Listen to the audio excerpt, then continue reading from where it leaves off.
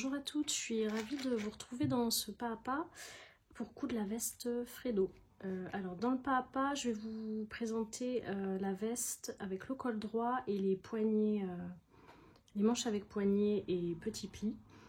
Ça va être du coup la veste qui aura le plus de technicité, donc c'est le mieux pour faire le pas à pas. J'ai pris donc les fournitures qu'il me fallait. Personnellement, je vais gancer donc les coutures intérieures pour que ce soit propre au niveau des finitions. Donc j'ai pris du biais, c'est pas une obligation, mais voilà, vous pouvez gancer les coutures intérieures.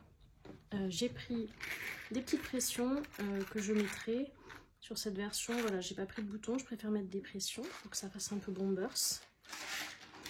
Je suis venue coller toutes mes pièces, couper toutes mes pièces, en marquant bien tous mes repères sur le patron. Donc là j'ai coupé ma fente sur la manche, j'ai marqué les traits pour mes replis.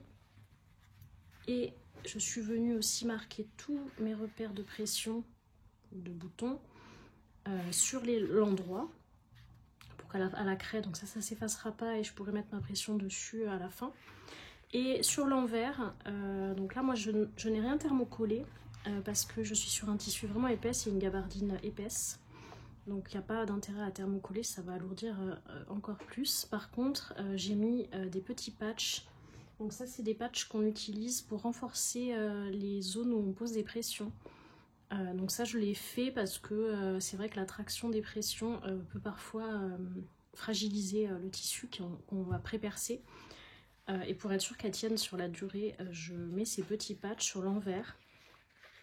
Et du coup, quand je vais faire mon trou et poser ma pression, ça va être bien solide. Donc ça, je l'ai fait sur du coup les deux pattes de boutonnage, le col, les deux pressions qu'on met au niveau du col droit et les poignets qui auront du coup une fermeture à pression également. Ensuite, vous avez un travail à faire de surfilage avant de commencer. Si vous voulez gancer les coutures, il n'y a pas grand chose à surfiler. On va surfiler uniquement le tour des poches, des sous-poches, qui va être la doublure de la poche, et le haut des poches extérieures, donc des poches dans votre tissu extérieur, donc juste le haut. Par contre, si vous voulez faire une finition avec simplement des marges de couture surfilées ou surjetées et ouvertes au fer, vous allez devoir faire la même chose sur tout ce qui est côté. Donc les côtés des manches, les côtés du dos et les côtés des devants. Alors les devants, je vous conseille dans ce cas-là de les faire après, parce que comme on est en deux parties sur les devants, étant donné qu'on va d'abord y insérer une poche, etc., vous avez le côté qui est en deux parties. Donc le mieux, c'est de surfiler une fois que on a fini de travailler sur l'assemblage de ces deux parties-là. Donc moi, comme je vais poser du biais au fur et à mesure, je n'ai rien surfilé. Mais voilà, si vous voulez juste faire du surfilage, vous pouvez. On peut également aussi pratiquer une couture rabattue. Je vous laisse regarder ce que c'est comme technique. Là, moi, je ne vais pas la faire. Mais je vous laisse regarder, il y a pas mal de tutos qui parlent de cette technique. Alors dans ce cas-là, vous allez avoir besoin de rajouter un peu de marge de couture en coupant vos pièces. Donc je vous conseille de rajouter 0,5 à 1 cm sur les zones où vous voulez faire les coutures rabattues. Donc ça va être tout ce qui est côté, épaule, côté également des manches, et éventuellement en manchure si vous voulez le faire aussi sur la manchure. Ça fait une finition très propre à la fois à l'intérieur et à l'extérieur, et c'est pas mal quand on n'a pas de surjeteuse notamment. Et qu'on n'a pas envie de poser du biais, ça fait une alternative. Mais dans ces cas-là, vous avez besoin d'une marge un peu plus importante. Là, dans le patron, comme à chaque fois, les marges sont de 1 cm par défaut, sauf pour tout ce qui est ourlet, mais là, on n'a pas d'ourlet. Donc c'est un peu léger, c'est un peu court pour faire la couture rabattue. Mais dans ces cas-là, vous placez vos pièces de patron sur votre tissu et vous rajoutez 1 cm de marge sur les zones où il y aura cette couture. Donc vraiment, les côtés en manchure.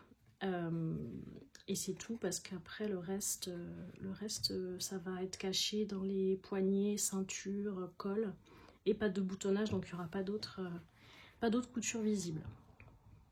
Donc la première étape qu'on va faire, ça va être de préparer la poche. Donc je pousse un peu toutes mes pièces.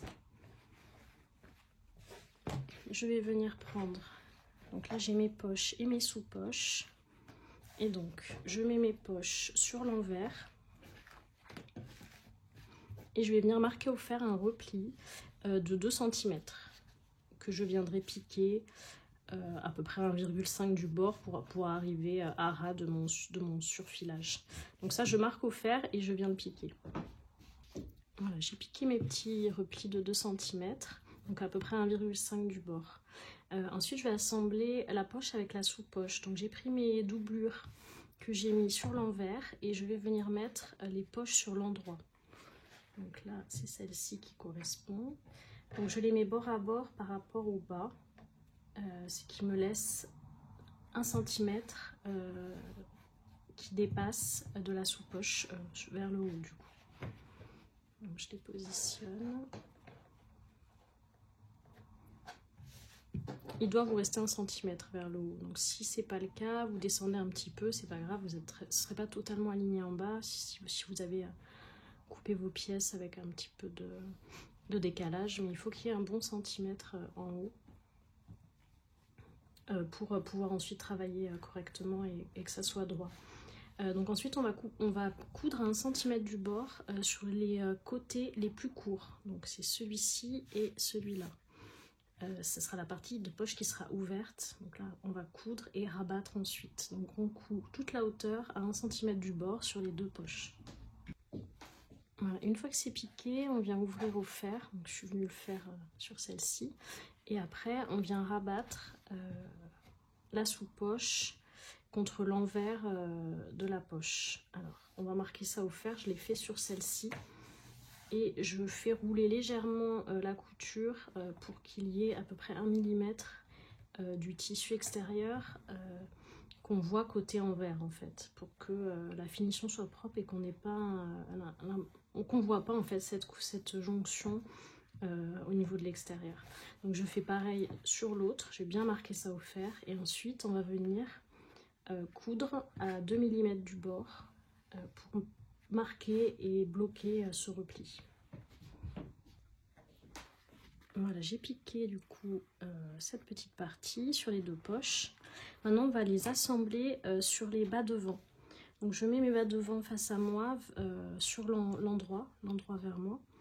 Et je vais venir poser les poches. On met les bonnes, on fait attention à l'arrondi du bas, celle-ci va ici. Et on vient la positionner donc comme ceci, c'est-à-dire à ras de la patte de boutonnage. Et vous avez le cran de toute façon, il y avait les repères sur le patron de fin de poche qui se trouve ici. Donc on positionne bien à plat dessus, pareil de l'autre côté. Et on va aller coudre juste pour bloquer la partie sous poche. Donc on va coudre à 0,5 ici. Alors on peut pousser un peu la poche si elle vous gêne, mais de toute façon vous avez la marge pour coudre. Donc on coud à 0,5 juste pour bloquer la partie sous poche contre le bas devant. On fait ça sur les 2 poches et après on viendra fixer la poche à d'autres endroits. Voilà, c'est piqué donc au niveau de la marge de couture. Ensuite on va faire des petits points de renfort et de fixation de la poche. Donc on va d'abord coudre en bas sur une hauteur de 2 cm, une petite couture bien solide qui va bloquer donc cette partie contre le bas devant afin de vraiment solidifier parce que ça va être l'entrée de poche et qu'il va y avoir beaucoup de tension à l'utilisation. Donc je vous conseille de faire un point assez solide comme le triple point par exemple et donc vous faites verticalement à 2 mm de la couture précédente, de la couture qui bloquait le repli et jusqu'en haut donc de mon épingle qui correspond à 2 cm. Ensuite je suis venue marquer un petit carré pareil de renfort, donc là c'est sur le coin côté ouverture pareil, et donc j'ai déjà 2 coutures de fait, donc celle enfin vous allez vous en servir en fait comme tracé parce que là c'est la couture du repli mais c'est pas fixé en dessous et sur le côté c'est pareil, mais du coup vous allez faire un carré et les diagonales. Le carré fait 1,5, après c'est au choix, mais du coup j'ai fait de la hauteur à peu près de cette couture. Donc 1,5 les 4 côtés et les 2 diagonales. Et bien sûr on fait ça sur les 2 poches. Voilà, donc là c'est piqué au niveau du bas et des carrés. Et maintenant on va les mettre de côté et on va s'occuper des rabats de poche. Donc je viens prendre mes rabats de poche 2 par 2 que je vais mettre endroit contre endroit. Donc 2 à 2. Je vais venir les épingler sur un long côté et les 2 petits. On va coudre sur 3 côtés et on va laisser un côté long ouvert qui nous permettra de retourner le rabat.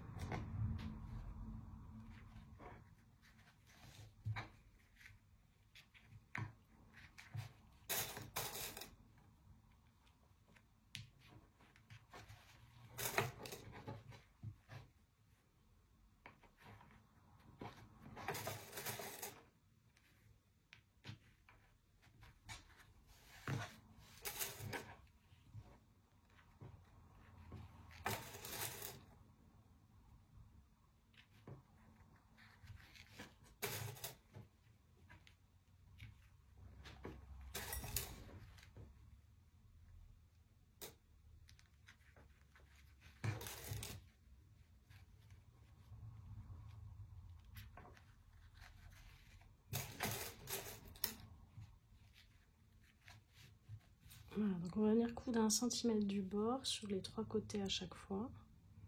Et après on viendra dégarnir.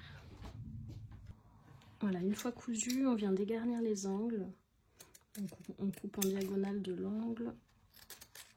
On dégarnit, on arrondit les coins pour avoir un peu de souplesse.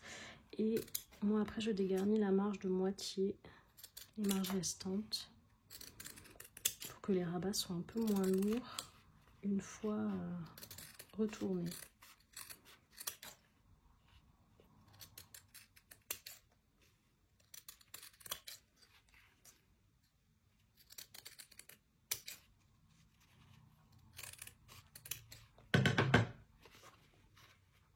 On coupe les petits fils.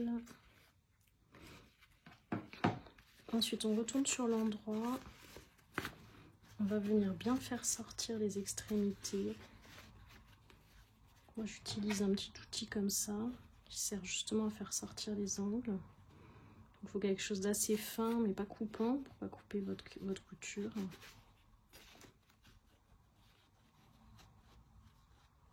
Et du coup, on sort bien les points dedans. Une fois que c'est fait, on va travailler le rabat au fer pour bien l'aplatir et bien mettre les coutures au niveau des extérieurs, des extrémités. Voilà, donc je les ai bien aplatis, bien travaillés au fer. Et maintenant, on va venir les poser donc, sur les poches et les devants. Donc vous les positionnez à ras du haut, donc les 2 bords francs doivent se juxtaposer. Par contre, il doit y avoir un décalage, d'ailleurs vous le voyez à la largeur de la poche, il doit y avoir un décalage d'1 centimètre avec le côté intérieur du devant qui va venir accrocher ensuite la patte de boutonnage. Donc vous mettez bien 1 cm de décalage et ça correspond à ce que ça déborde très légèrement de l'autre côté. Voilà, on le positionne comme ça, on met quelques épingles et on va venir coudre dans la marge de couture pour fixer le rabat en place avant de venir piquer le haut devant qui va venir bloquer ce rabat et cacher et intégrer en fait le rabat dans la couture de jonction. Mais pour que rien ne bouge et que ça soit bien calé, il vaut mieux le piquer en amont dans la marge de couture. Donc une fois que c'est épinglé, je viens coudre à 0,5, donc sur la largeur du rabat, et je vais faire pareil de l'autre côté. Voilà, cette fois le rabat est piqué. Et maintenant on va pouvoir assembler le haut et le bas devant. Donc j'ai positionné donc mes bas devant sur l'endroit, mes hauts devant sur l'endroit, et je vais les placer endroit contre endroit, donc sur la couture horizontale. Donc là il y a quand même beaucoup d'épaisseur, donc pour me simplifier la tâche, je mets des petites pinces. Ça sera plus facile pour coudre que les aiguilles.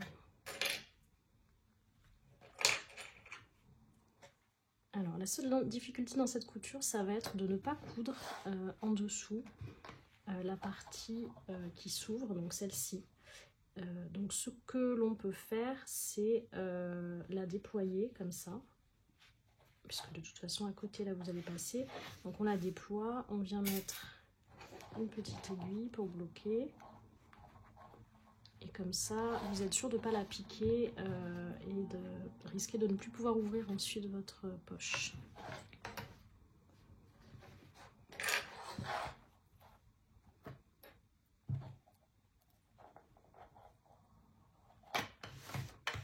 Voilà, donc je couds 1 cm du bord sur toute la largeur sur les deux côtés.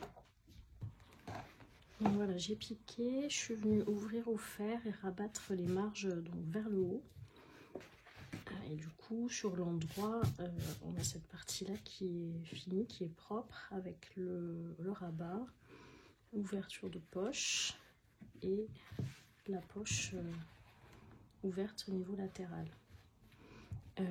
Donc sur ces devants-là, on a quasiment fini. On va juste faire la finition sur le côté envers, c'est-à-dire poser. Alors pour cette partie-là, on peut soit surfiler la marge simplement, soit poser un biais. Moi, je trouve que poser un biais c'est quand même plus propre, donc c'est ce que je vais faire pour cette veste-là. Donc je viens placer mon biais sur le côté qui est couché vers la veste. Donc c'est celui-ci. J'ai un biais qui est un peu plus large que ma marge de couture, parce que j'ai trouvé que celui-ci qui avait une couleur s'approchant de la veste. Donc je viens le mettre vraiment à flanc. Il va déborder un peu sur l'extérieur, mais de toute façon, comme je vais dégarnir, c'est pas gênant. Je viens l'épingler sur toute la longueur.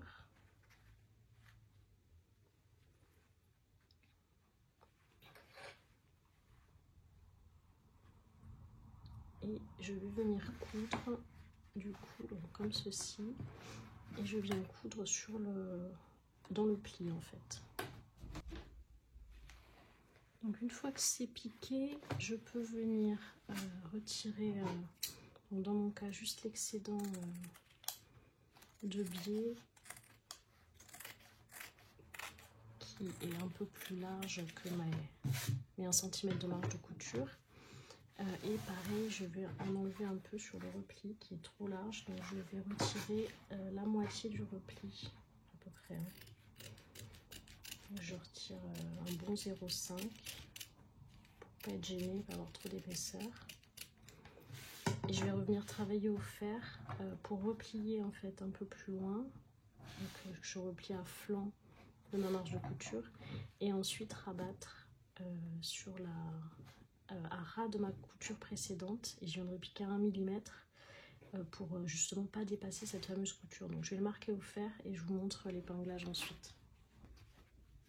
Donc voilà, je suis venue marquer donc un repli à ras de la marge et ensuite un deuxième repli qui recouvre juste à peine la couture pour la cacher, mais on ne doit pas piquer au-delà. Donc comme on va piquer 1 ou 2 mm du bord, on ne dépasse pas notre couture, donc ça n'a pas d'incidence sur l'endroit, mais ça camoufle les coutures précédentes. Donc ça, je vais soigneusement l'épingler et ensuite je viendrai passer, je peux dès maintenant le passer sur le côté pour venir ensuite coudre ici, donc à ras du bord à 1 ou 2 mm.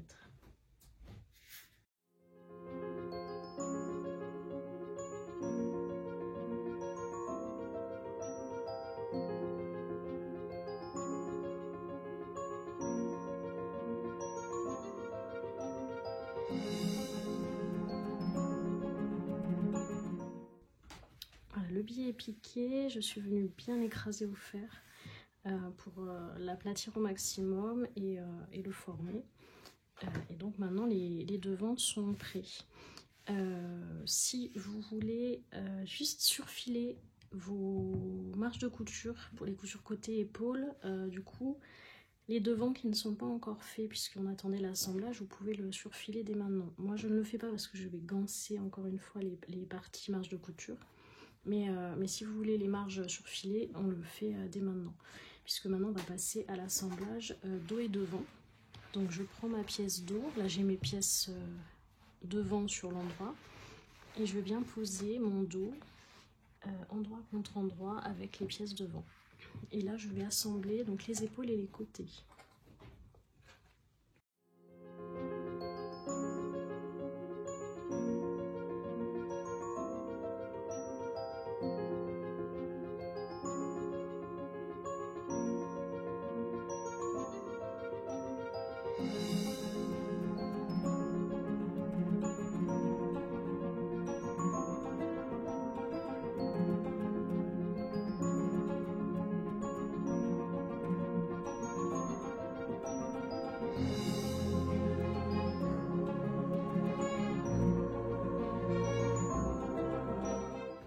On va coudre 1 cm du bord sur les 4 parties qu'on vient d'assembler. Voilà, j'ai piqué et je suis venue ouvrir au fer donc chaque couture que maintenant je vais ganser. Donc c'est un petit peu long, mais ça donnera de belles finitions. Donc je prends un bout de biais.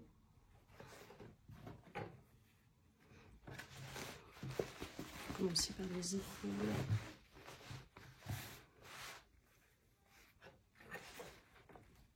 J'essaie de jongler avec les raccords de biais. Là j'ai un petit raccord ici, donc je vais prendre ce morceau là pour l'épaule, comme ça j'utilise pas le raccord qui gêne.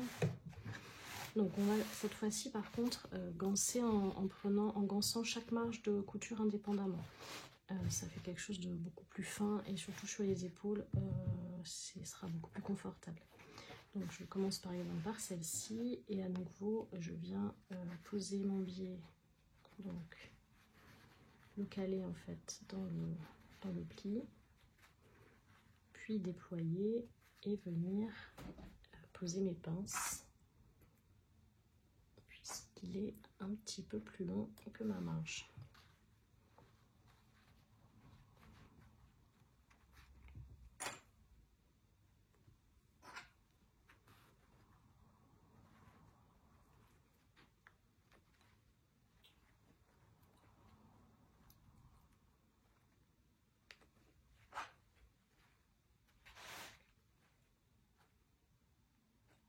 Voilà, je vais coudre dans le sillon du pli, dans le pli, dans le marquage du pli, comme tout à l'heure, et je viendrai dégarnir ensuite. Donc une fois cousu, je vérifie que je n'ai pas débordé, donc sur ma couture précédente, ce n'est pas le cas. Et je viens, comme tout à l'heure, dans mon cas, dégrossir un tout petit peu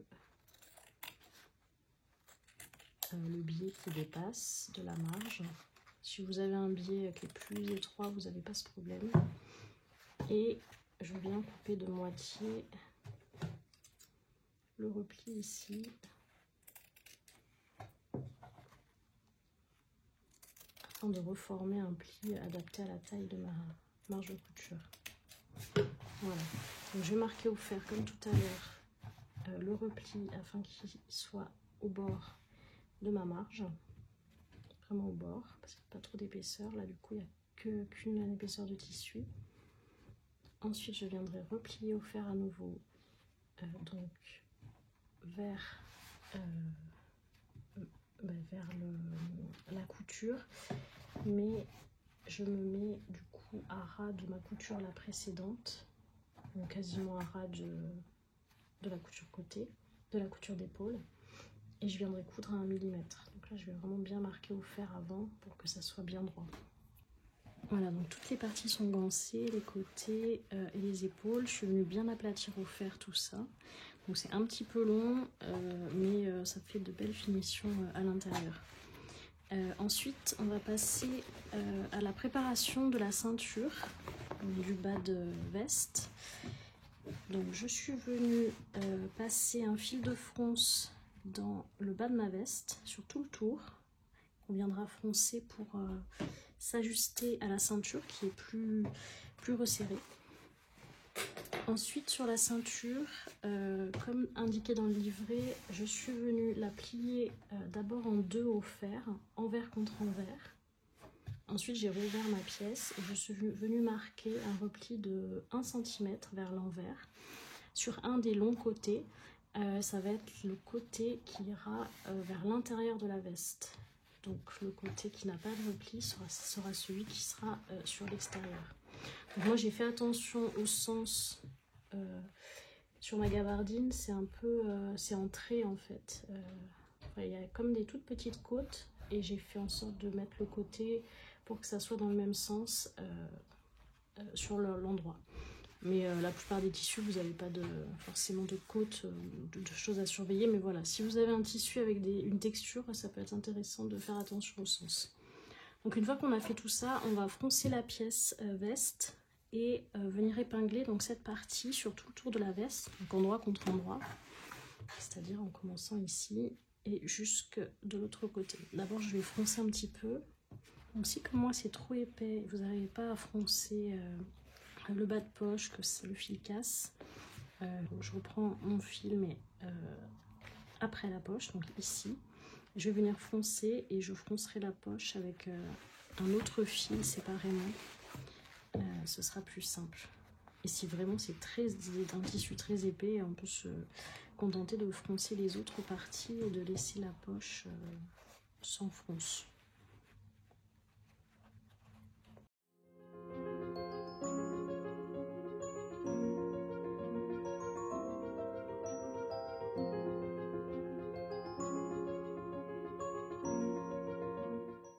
Donc avec le biais, clairement, le fil de fronce en une fois ne passera pas. Ça dépend des épaisseurs de tissu.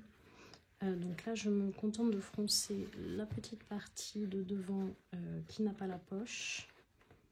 Je fais un petit nœud. Je viendrai refroncer un peu au niveau de la poche, très légèrement avec un autre fil après. Donc maintenant que j'ai froncé les devants avec des fils différents, je vais froncer le dos. Je viens de repasser un fil pour la partie dos et je vais venir tranquillement froncer donc la partie dos.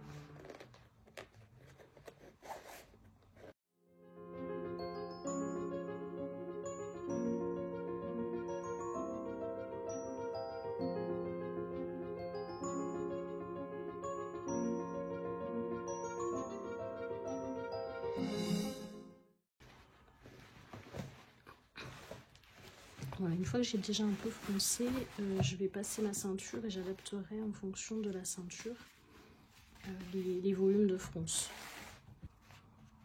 J'épingle la partie sans repli contre le bord d'un des devants. En prenant toutes les épaisseurs, je fais attention à ce que ma poche soit bien positionnée, puisqu'elle va être piquée en sandwich dans la ceinture et le devant. Je viens juxtaposer mes crans, donc là j'ai un petit cran qui va venir ici. Donc c'est là que je vois qu'il me faut un petit peu plus de fronce sur le devant. Et il va falloir froncer un petit peu la poche. Je vais déjà mettre des pinces pour ici, parce que ça c'est froncé.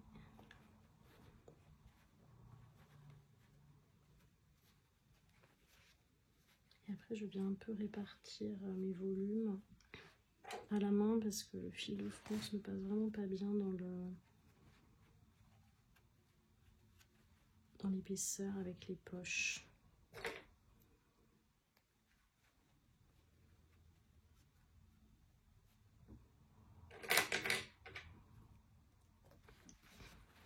On va créer un peu des petits plis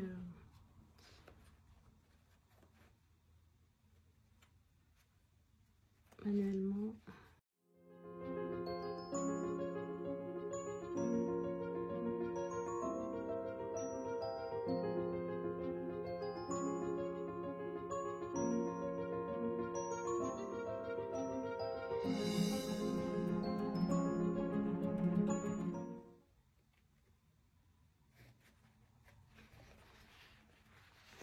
Voilà pour cette partie. Ensuite, je viens placer mon deuxième cran d'eau un côté pour voir où j'en suis dans les volumes d'eau. Donc il est ici. Au niveau de la longueur, on est bien. Après, il faut juste harmoniser un peu les fronces qui ne sont pas totalement pareils sur tout le dos. On essaye de les rendre un peu plus harmonieuses, qui est le même volume de fronce partout. Là, c'est déjà mieux. Donc, je vais épingler tout ça.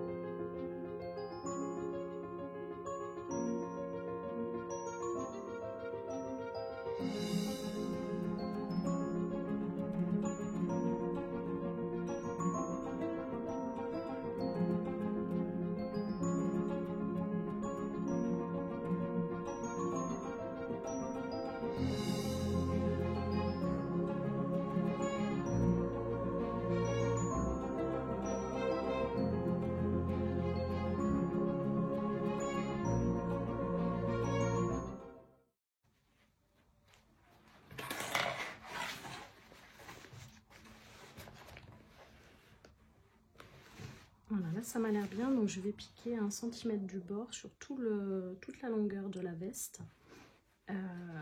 Et ensuite je viendrai aplatir tout ça au fer vers la ceinture. Donc voilà, j'ai piqué toute la largeur du bas de la veste avec les fronces. Donc si jamais vous voyez qu'il y a un endroit qui n'est pas froncé comme vous le voulez, n'hésitez pas à redéfaire un peu et à redispatcher vos fronces. Il faut que ça soit assez harmonieux. Ensuite, je suis venue plaquer bien ouvrir mes coutures et plaquer les marges vers la ceinture.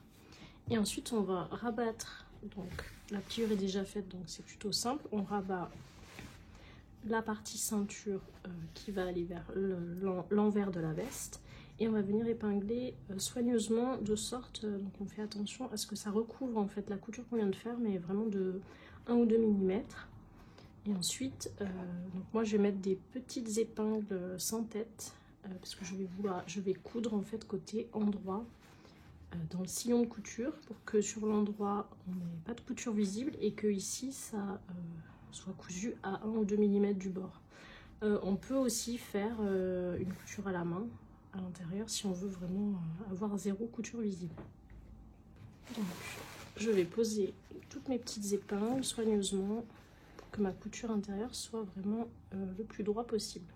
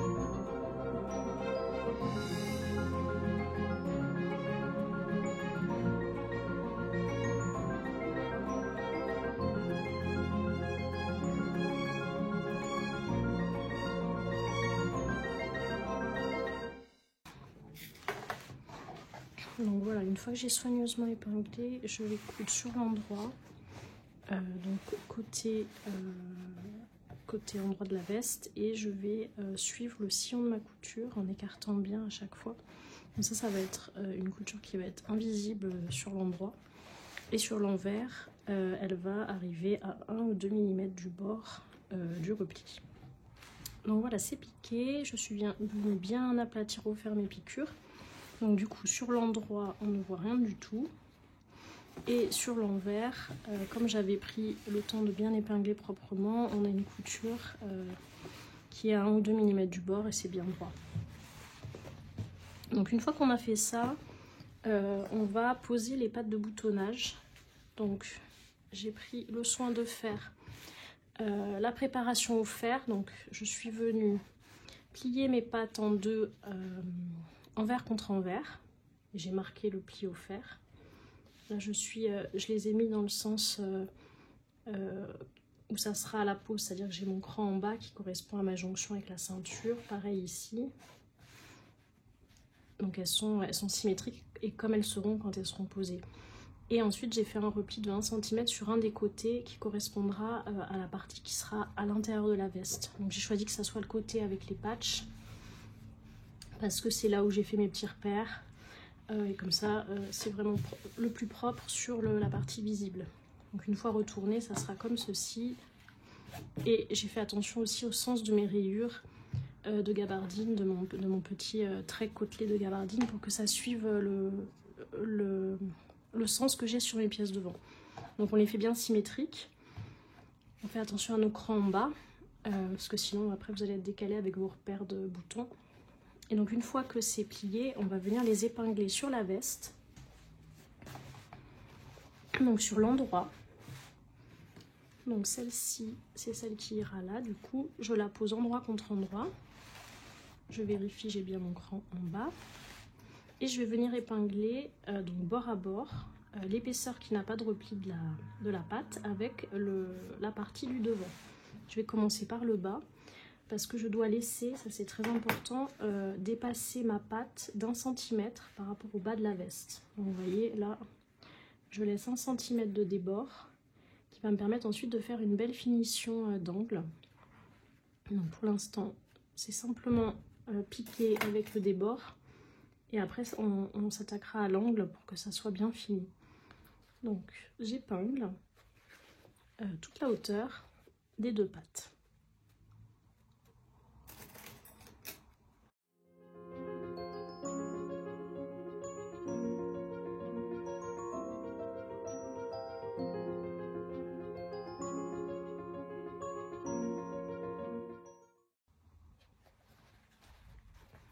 Au niveau de vos poches, vous allez piquer très près de votre rabat.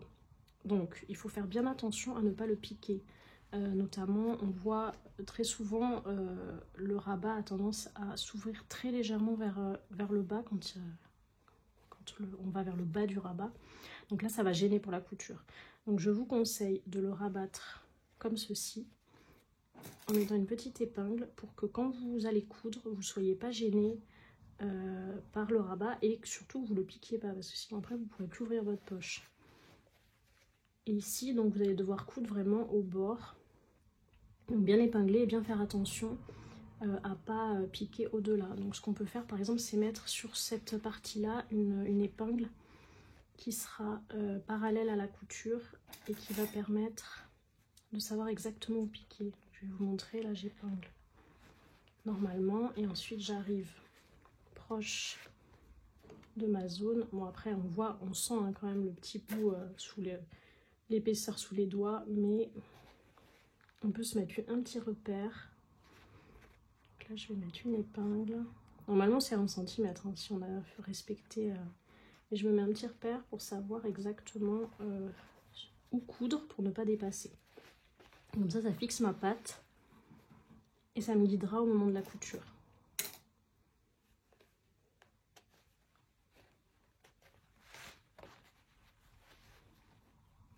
Donc en haut, ça arrive à flanc, c'est normal. On peut le faire même légèrement déborder pour qu'une fois cousu avec le rebord de 1 cm, vous arriviez vraiment à flanc de l'arrondi, parce que là c'est arrondi et le bord ne l'est pas. Donc on peut le faire très légèrement dépasser, parce qu'après il y a la valeur de couture qui modifie un petit peu la hauteur.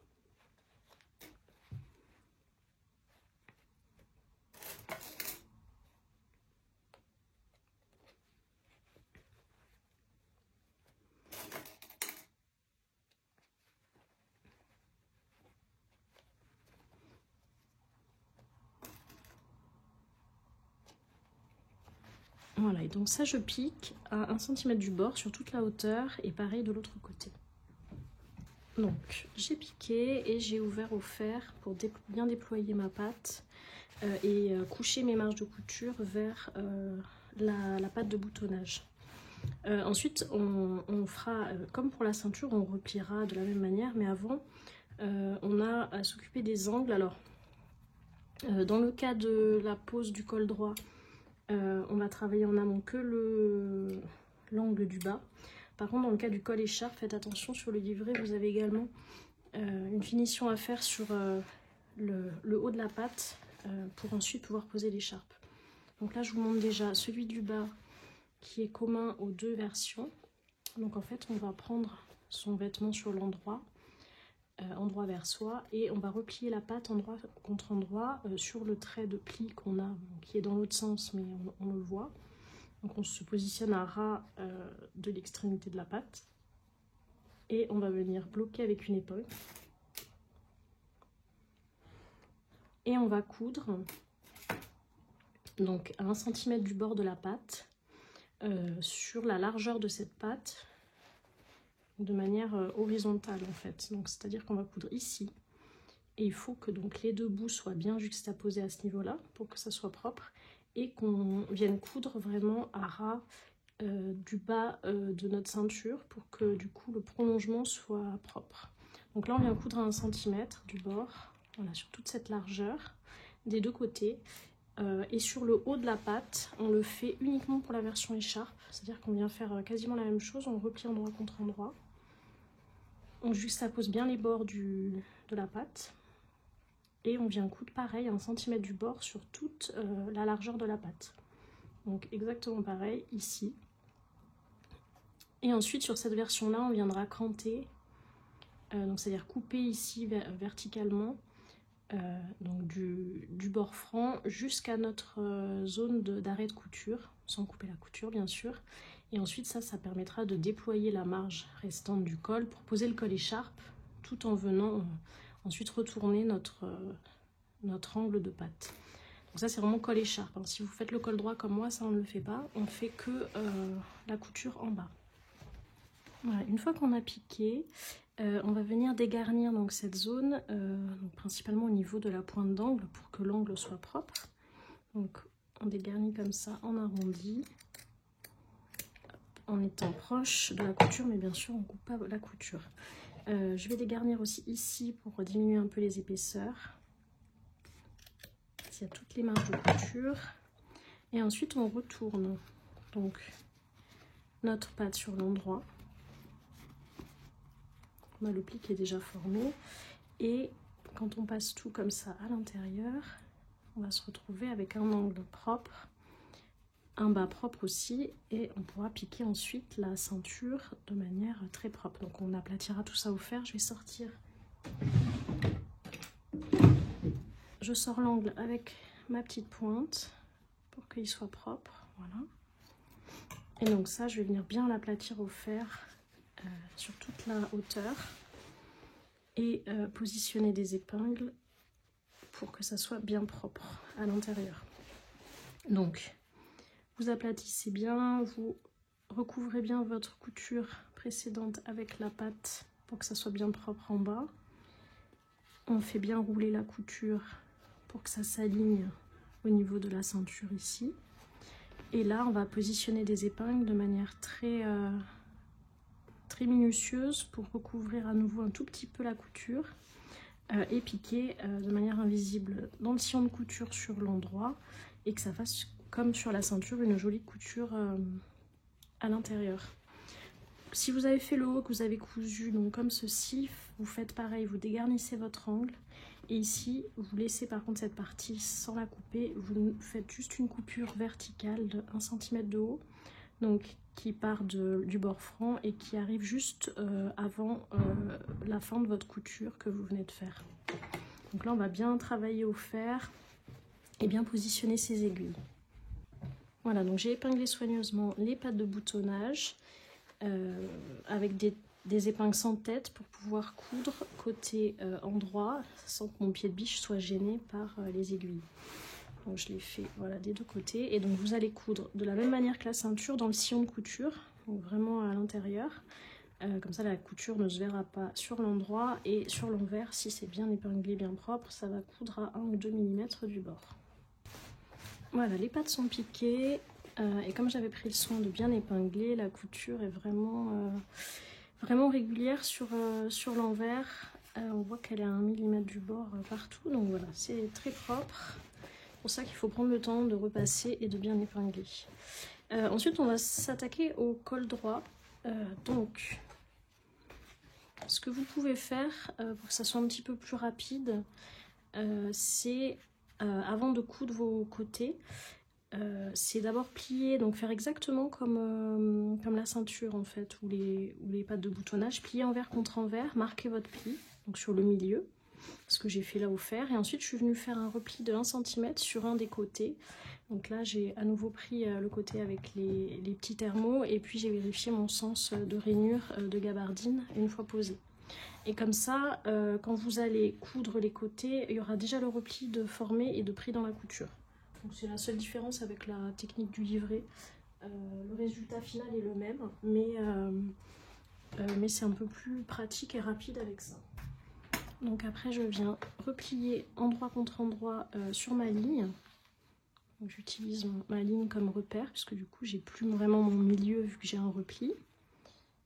Mais j'utilise ma ligne de pliure comme repère. Je pose quelques épingles.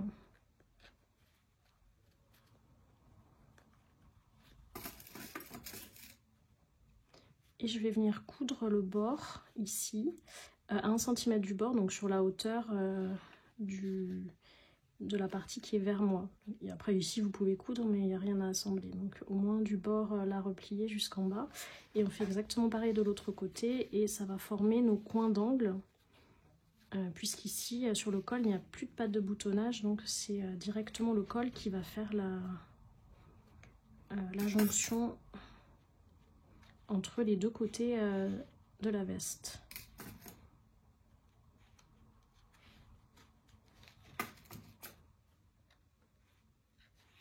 Voilà, je coud les deux côtés, donc à 1 cm du bord.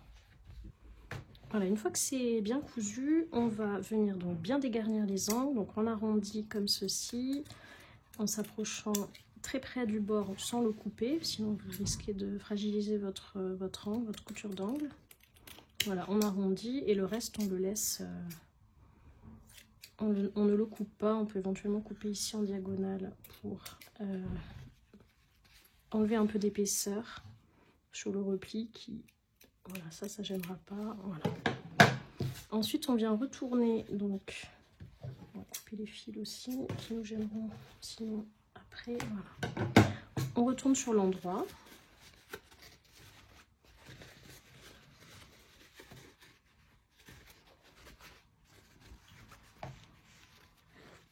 Voilà, et on vient bien sortir nos pointes d'angle avec un petit outil comme ça ou quelque chose de similaire. Voilà. Et du coup, avec cette technique, vous avez déjà le repli de fait et il est intégré dans la couture. Donc il ne va plus bouger, c'est plus pratique et plus rapide que de faire en 2 étapes.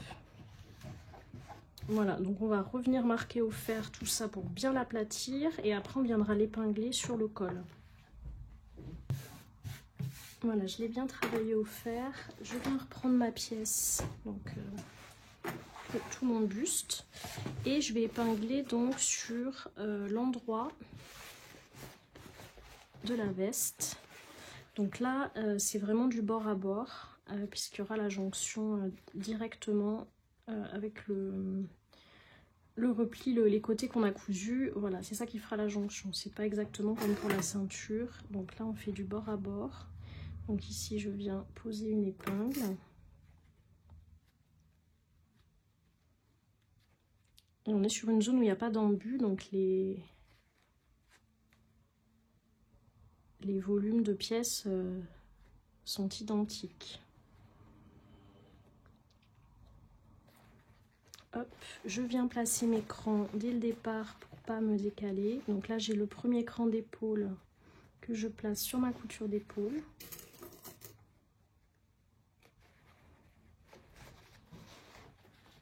Si vous avez marqué, vous pouvez aussi placer vos milieux dos, si vous avez fait les repères.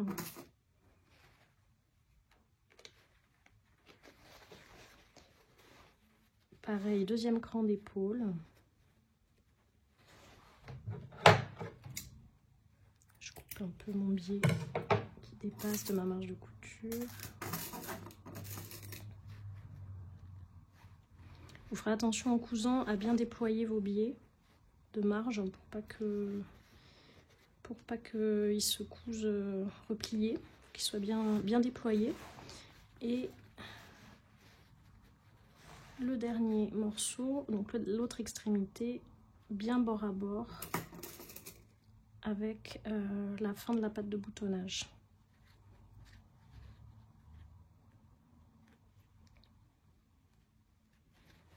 Voilà. Après on rajoute les épingles pour bien caler tout ça.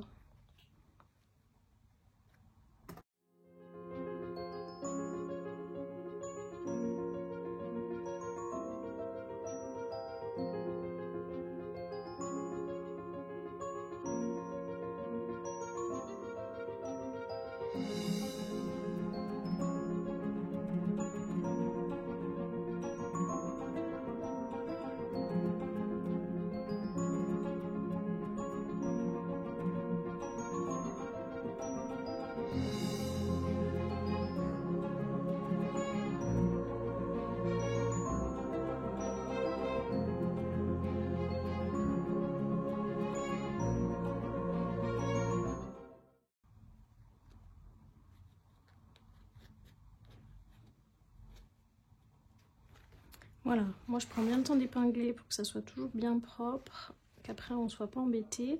Et on va aller coudre du coup à 1 cm du bord, donc sur toute la longueur du col, en faisant bien attention sur les extrémités à coudre. Il faut coudre vraiment à ras du repli pour que ça soit très propre et que vos deux extrémités soient bien juxtaposées. C'est important pour la finition du col. Voilà, donc j'ai cousu le col en faisant bien attention sur mes extérieurs pour que ça soit propre et que ça se suive. Ensuite, vous pouvez bien retravailler au fer et on va venir poser les épingles pour à nouveau fixer au ras de la couture qu'on vient de faire pour pouvoir coudre sur l'endroit. Donc je vais poser mes épingles, donc sans tête à nouveau. Pas être gêné, que le pied de biche soit pas gêné pendant la couture. N'hésitez pas à bien aplatir tout au fer pour faciliter le travail de la machine déjà dans un premier temps et avoir un travail le plus propre possible une fois tout cousu.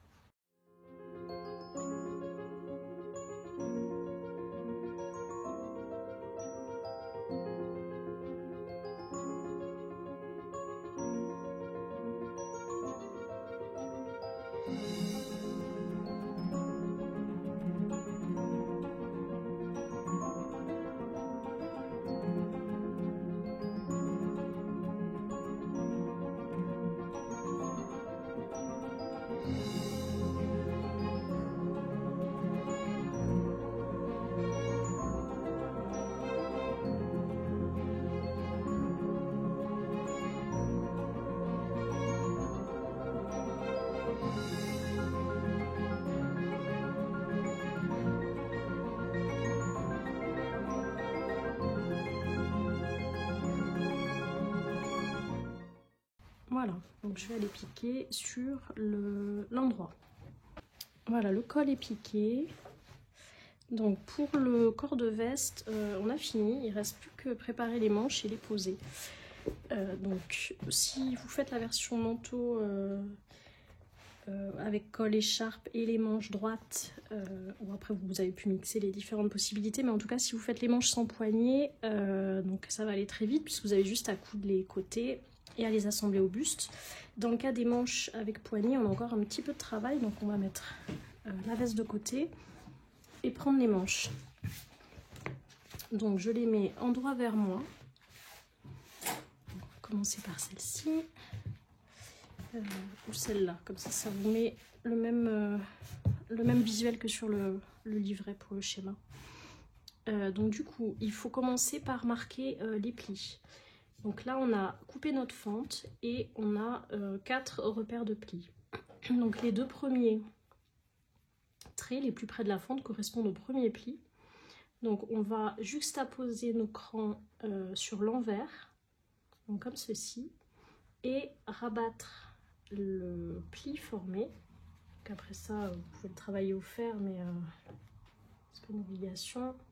Et on rabat le pli qui se forme vers la pliure, vers la fente, comme ceci. Donc j'ai quand même marqué au fer pour bien vous montrer ce que ça donne. Voilà, donc une fois marqué au fer, ça donne ça. Donc on a nos plis qui se forment du coup sur l'endroit et on les couche vers le pli. Donc je vais juste bloquer avec une épingle et venir faire une couture en bas dans la marge de couture pour que mes plis ne bougent plus et que quand je vais coudre ensuite les poignets, ça soit bien calé. Voilà, donc ça vous le faites pour les 2 manches. Une fois nos plis piqués, on va poser les petites bandes de biais. Donc c'est les bandes qui sont dessinées sur le patron pour que vous ayez vraiment la bonne taille. Donc il faut bien sûr pré-couper votre fente de 10 cm comme indiqué sur le patron. Ensuite on va venir poser le biais, donc endroit du biais face à nous. Et on va déployer la pièce manche, donc endroit vers nous également. Et on va du coup venir épingler la pièce bord à bord avec le haut du biais, comme ceci. Donc je viens de poser. Alors ce qu'on peut faire pour être sûr d'être bien calé, c'est d'abord marquer son milieu de biais. Donc là je mets juste une épingle pour marquer mon milieu. Comme ça je sais exactement où doit arriver ma pointe. Donc là j'épingle bord à bord. Pareil de l'autre côté.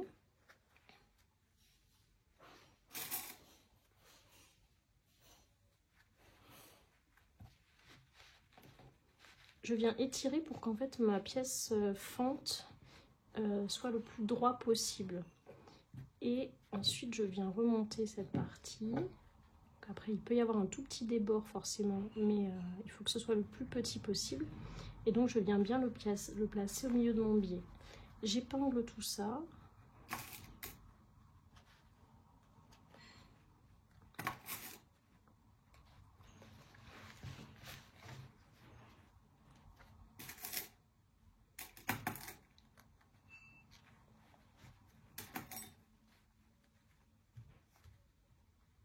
Et donc je vais coudre à 0,5 cm du bord, en mettant la pièce déployée comme ceci, 0,5 cm du bord sur toute la largeur.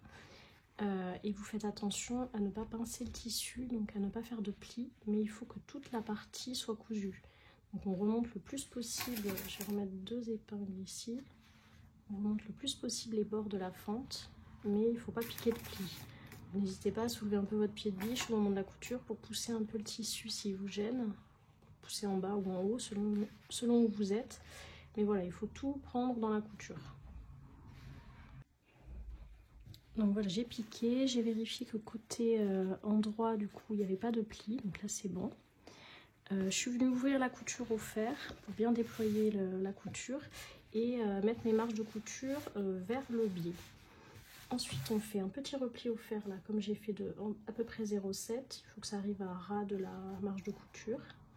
Et ensuite on fait un deuxième repli qui vient se rabattre sur la couture précédente. Donc à ras de la couture précédente, et là on viendra coudre au ras du biais pour le fixer. Alors moi je vais bien marquer au fer ce dernier repli. Voilà, une fois qu'on a piqué le biais donc à ras du bord, donc n'hésitez pas à dégarnir un petit peu votre couture avant de replier si elle vous gêne, parce que c'est vrai que par exemple là il y a beaucoup d'épaisseur. Donc sur l'envers, alors c'est cousu, donc ça tombe pas sur le biais mais un peu plus à l'extérieur parce que c'est dû aux épaisseurs. On est obligé de replier un petit peu plus et du coup comme il y a l'épaisseur, il y a un peu moins de biais de ce côté là. Donc ouais, après ça reste propre sur ce côté, mais l'important c'est que ça soit le plus propre possible sur l'endroit. Ensuite on va venir plier notre manche comme ça, donc endroit contre endroit, en mettant parallèle les deux côtés du biais. Et on va venir coudre une couture en diagonale, donc qui part de la pointe et qui va un peu vers l'intérieur du... Enfin, vers les extrémités du biais, comme ceci. Alors c'est pas facile parce qu'on a beaucoup d'épaisseur, mais ça permet en fait de faire la pointe ici au niveau de notre manche. Donc vraiment en diagonale, d'ici à là. Donc voilà, une fois qu'on a fait notre petite diagonale, on a du coup l'angle qui est pincé en V. Et on va avoir un côté qui va se replier sur... Un côté du biais qui va se replier sur l'envers. Donc pour se donner un repère, celui qui est replié vers l'envers, c'est celui qui est côté pli ou côté le plus long de la manche. Donc comme ceci. Donc une fois qu'on a terminé tout, qu'on a replié notre biais vers l'envers, et fixé avec la petite couture, donc je rappelle c'est du coup c'est le biais côté pli.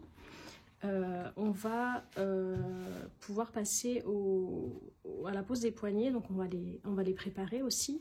Ce qu'on peut faire dès maintenant, c'est déjà fermer les manches, donc c'est les replier endroit contre endroit et venir coudre ici à 1 cm du bord.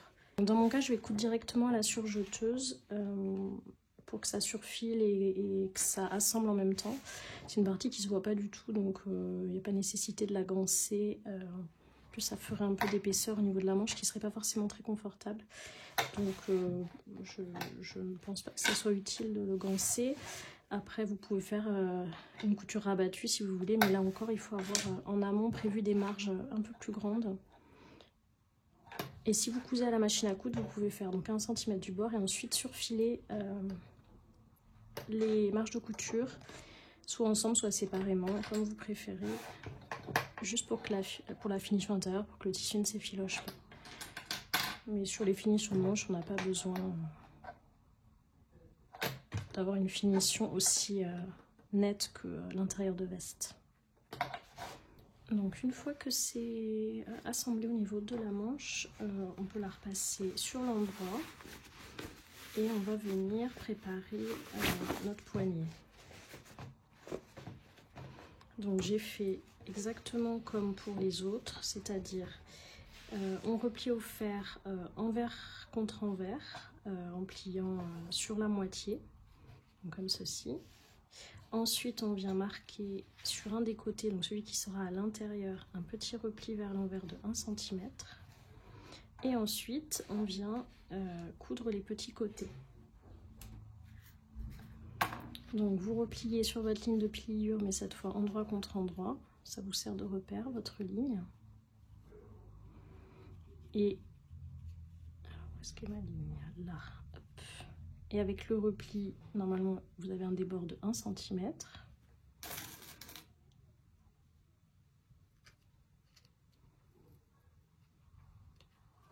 On fait pareil donc de l'autre côté.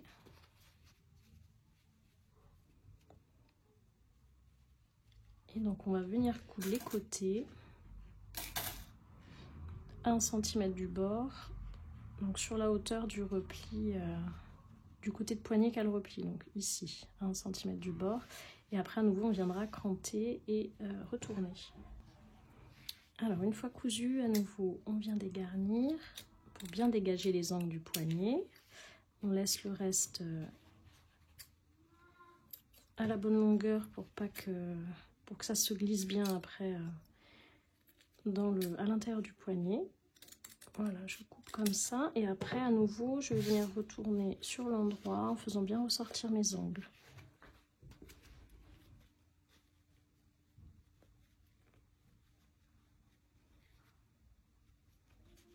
Voilà, de l'autre côté je fais pareil.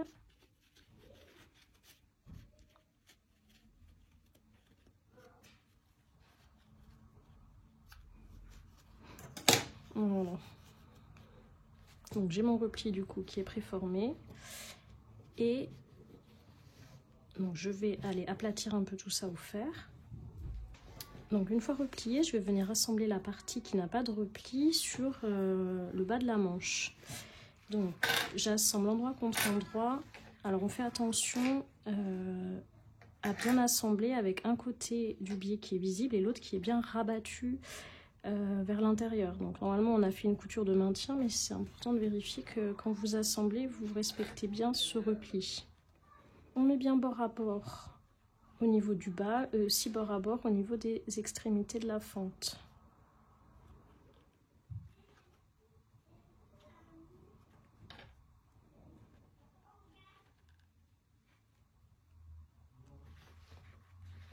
Vous avez le cran qui correspond à la jonction de la couture côté que vous devez aussi aligner avec le reste. Mais là sur le poignet, ou la manche, on n'a pas d'embut. Étant donné que c'est les plis qu'on a fait qui resserrent le poignet. De l'autre côté, on aligne également. Et après, on vient bien superposer nos deux couches de tissu avec les bords francs bien au bord l'un de l'autre.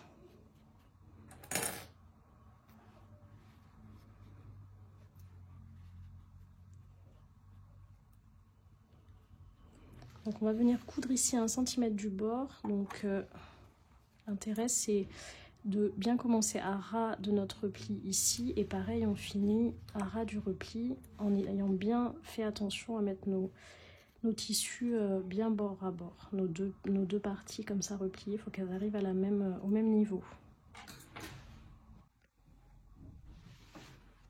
Voilà, une fois que c'est cousu, comme à chaque fois, on va venir travailler au fer. Rabattre les marges de couture à l'intérieur du poignet et bien venir plaquer le poignet pour venir ensuite l'épingler à ras de la couture qu'on vient de faire. Mais on va bien aplatir au fer parce que là on a quand même beaucoup d'épaisseur, donc il faut que ça soit le plus plat possible pour coudre de manière la plus droite possible. Voilà, une fois bien repassé, bien aplati au fer, on vient épingler soigneusement.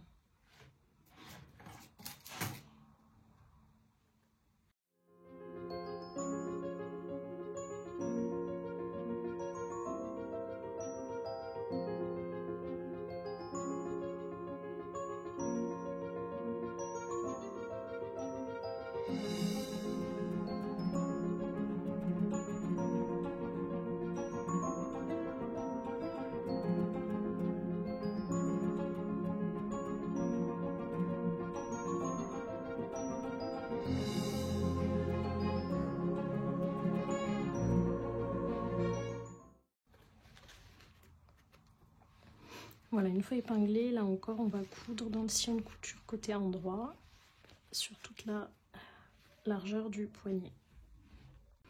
Voilà, une fois qu'on a cousu les poignets, qu'on a bien tout aplati au fer, du coup les manches sont finies, on peut les poser au corps de la veste.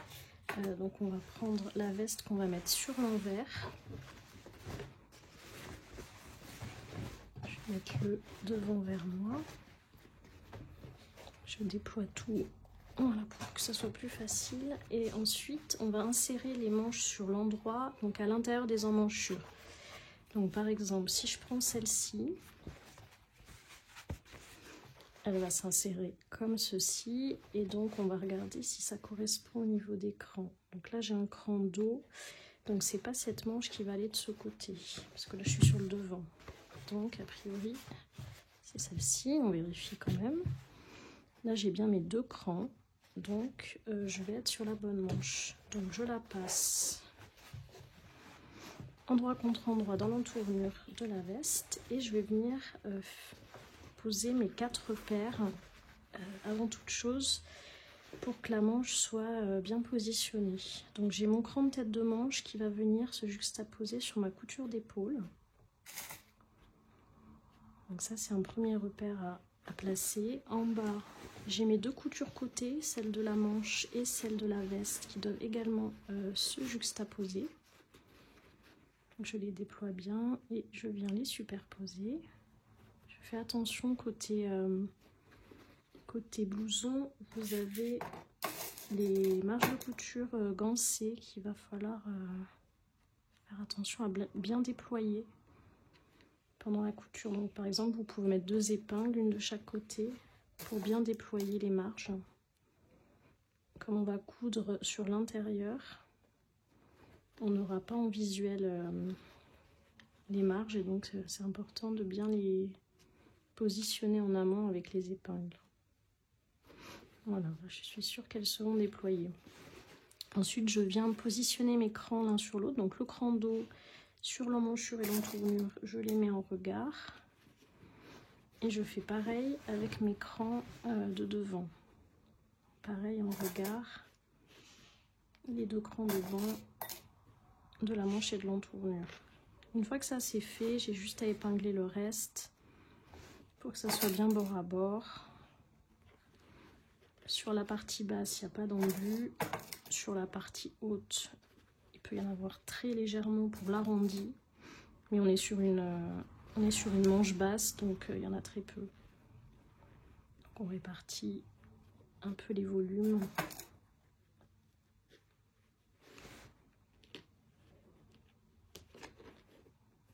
C'est vraiment juste un peu l'arrondi. Ça ne fera pas des fronces, mais ça formera un peu la tête d'épaule. Là, pareil, on fait attention au déploiement des marges de couture sur la partie haute, donc sur la tête de manche. Il faut qu'elle soit bien piquée de manière ouverte. Et on épingle le reste. Donc là encore, on peut même pas appeler ça de l'embu, il y a un tout petit peu de volume pour arrondir. Et ça se résorbe très bien en épinglant. Voilà, et le bas.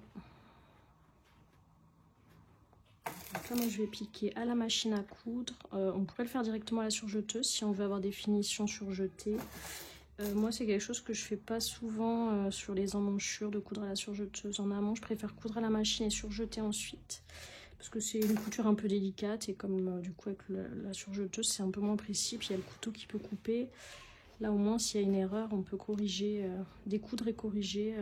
Ce qui est beaucoup plus délicat si on coud directement avec la surjeteuse.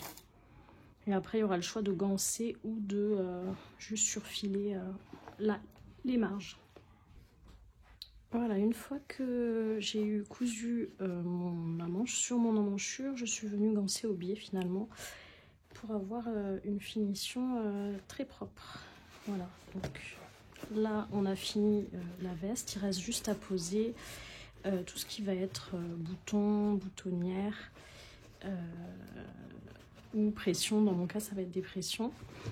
Mais vous mettez ce que vous voulez. Il faut juste faire attention au sens où vous posez. Donc c'est pour les femmes, c'est le côté, on rabat côté cœur. Le côté droit sur le côté gauche au porté. Donc si je pose le vêtement fini, c'est comme ceci. Donc vous allez poser vos boutonnières ici sur cette partie et les boutons de l'autre. Pour ce qui est des manches, là c'est simple parce que de toute façon vous voyez bien avec les rabats, il y a une partie qui a été repliée, donc qui va être celle qui recouvre. Donc là c'est celle où il y aura la boutonnière, et celle où le biais n'est pas replié, c'est celle où il y aura le bouton. Voilà, et après vous aurez fini cette veste. Voilà, j'espère que ce tutoriel vous a plu, qu'il vous aura été utile. N'hésitez pas à me poser des questions si vous en avez en commentaire ou sur le formulaire de contact du site ou les réseaux sociaux. J'y répondrai avec plaisir et j'espère vous retrouver prochainement sur un autre pas à pas vidéo. Merci, à bientôt.